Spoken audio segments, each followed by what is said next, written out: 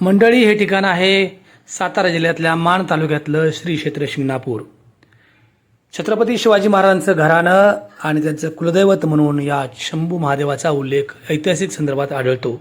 महाराष्ट्रासह कर्नाटक आणि देशाच्या इतर राज्याच्या कानाकोपऱ्यातून लाखो भाविक दरवर्षी या मंदिराला भेट देण्यासाठी येतात. इथलं शिवलिंग हे अतिशय प्राचीन. खरं तर राज्यातील अनेक देवस्थानांची स्वच्छता सुरू असताना, अनेक ठिकाणी स्वच्छतेला अधिक महत्त्व दिलं जात असताना या मंदिराच्या भागात मात्र काय परिस्थिती आहे पहा. खरं तर इथं येणाऱ्या पर्यटकांकडून किंवा भाविकांकडून या ठिकाणी 50 रुपये पार्किंग शुल्क आणि 50 रुपये ग्रामपंचायत वसूल करते. नेमकं कशासाठी हा प्रश्न पडावा इतपत ही विदारक स्थिती आहे. याची स्वच्छता नेमकी करायची कुणी हा प्रश्न पर्यटकांना पडतो, भाविकांना पडतो. तो इथल्या ग्रामपंचायतीला आणि इथल्या तदम्य धोरणकर्त्यांना का पडत नाही. छत्रपती शिवाजी महाराजांचं कुलदैवत म्हणून देखील याचा संदर्भात उल्लेख आढळतो.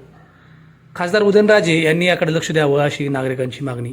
बारामतीतील वाघमोडे दाम्पत्य नुकतंच या मंदिराला भेट देण्यासाठी गेलं त्यावेळी त्यांच्या मुलांना देखील ही परिस्थिती अतिशय अस्वस्थ करणारी वाटली.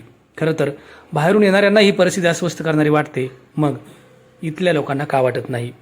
शेगावच्या संस्थांचा थोडा तरी एक अनुकरणाचा भाग या ठिकाणी स्वीकारावा हीच नागरिकांची मागणी.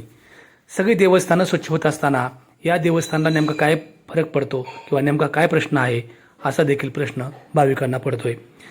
खासदार उदयनराजेंनी याकडे लक्ष द्यावं अशी तर सगळ्यांची मागणी आहेच, पण ग्रामपंचायतीनं देखील याकडं स्वच्छतेकडे लक्ष द्यावं अशी नागरिकांची मागणी आहे.